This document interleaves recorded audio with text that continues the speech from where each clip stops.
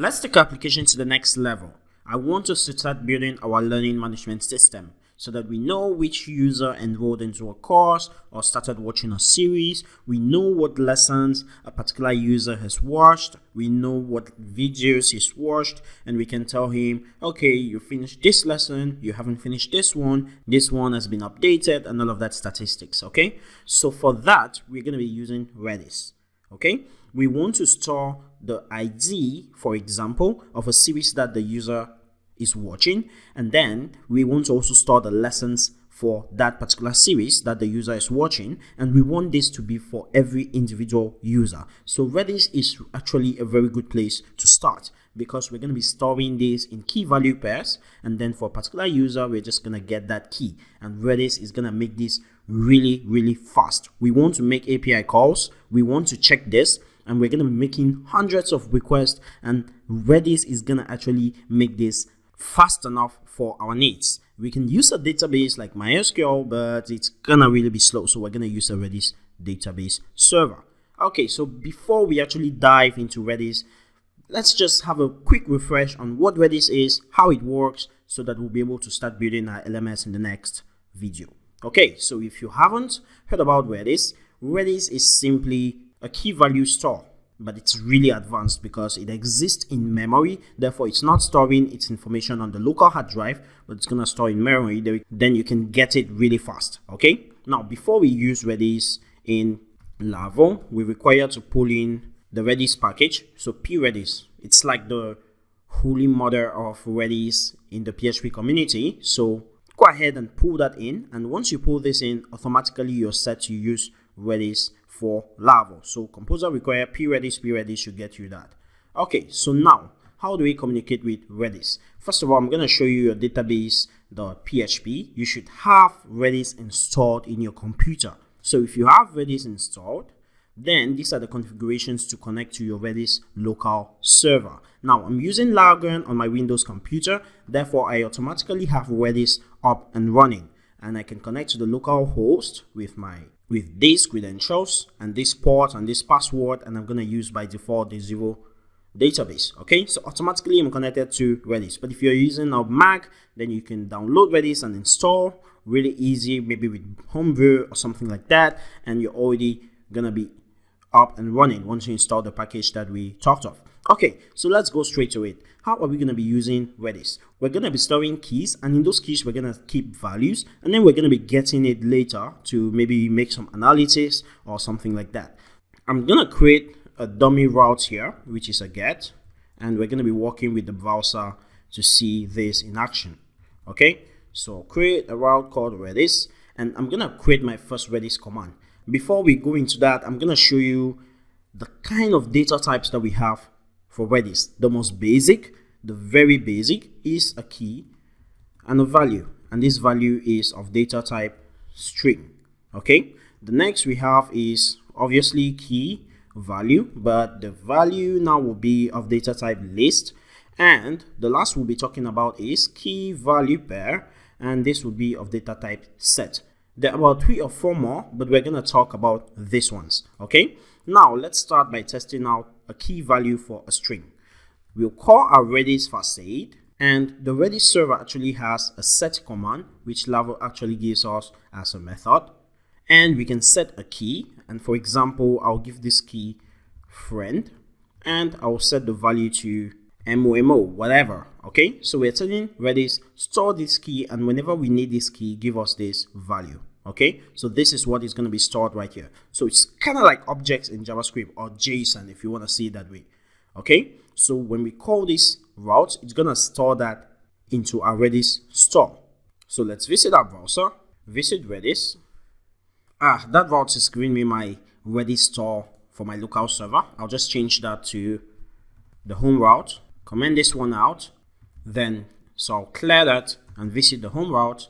Now we have a blank page because we set this. Now to prove that we actually set that, I'll comment this out, and then we're going to learn how to get keys from Redis. Okay, so I'll call my die dump and would say Redis, and we'll call a get method, and we'll get the friend key. So we're telling Laravel that friend key that we set in the last request, give it to us. Okay, refresh.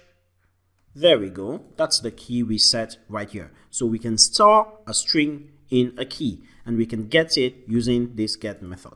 Now, if you head over to try.redis.io, you're going to learn using this interactive console command how to use Redis. Now, you're going to learn a lot of Redis commands, and Laravel gives us a really easy way to use these commands by automatically getting the method that you're trying to call and casting it to a Redis command. Okay, so if you want to use maybe an lrange command, Laravel has a method for lrange. Okay, now let's talk about our next data type, and the data type we're going to be talking about is the list. Now, a string simply stores a string, right? But a list is going to give us the possibility of storing a list of values. Let's just think of it as an array. Okay, so if we say Redis, we can call the lpush command, which is simply going to push a list item into a list. Think of it as pushing an item into an array, and we'll have to pass in the name of the array. So we're just going to maybe say teachers or frameworks, and we can pass in an array of values. We can say Vue.js, Laravel, and this lpush command is going to check in the Redis database. Is there a key called frameworks? If there is none, it's going to create a new one, and then it's going to take all of these values right here and it's going to push into that key. So let's refresh. That is set. Now we'll comment this out and we'll learn how to get the list when we save them into the database. So we'll call the DIDOM again so we can see the value. So we'll call Redis, and the command we're going to call is the lrange command. And this lrange command, first of all, takes in the list that we are seeing we want to get, and then it's going to take in two more commands. So this lrange is specifically for list. All right, so when we push to a list and we want to get the list, we can pass in the name of the list, and the second parameter is the offset where we want to start. Think of it as an array. So if we want to start from offset 0 to offset 5, then we can specify like this. But if we want to get everything from offset 0 to the end of the list or array, if you want to think of it that way, then we can pass -1 right here. Okay, so we DIDOM the result from this command. I refresh. There we go. So we have Laravel and Vue.js in that list returned to us as an array. So I'll uncomment this command and I'm going to refresh, and now you see automatically the push is pushing to the frameworks list, and we can see the results by calling this method. And notice how really fast Redis is doing this for us.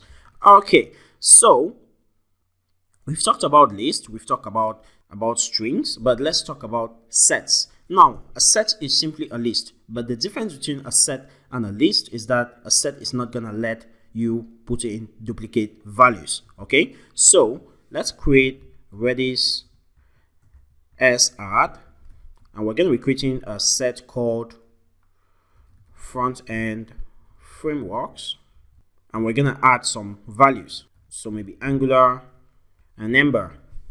Okay, so if we run this command, it should create a set called front-end frameworks, which is, just think of it as a list, and then store Angular and Ember into it.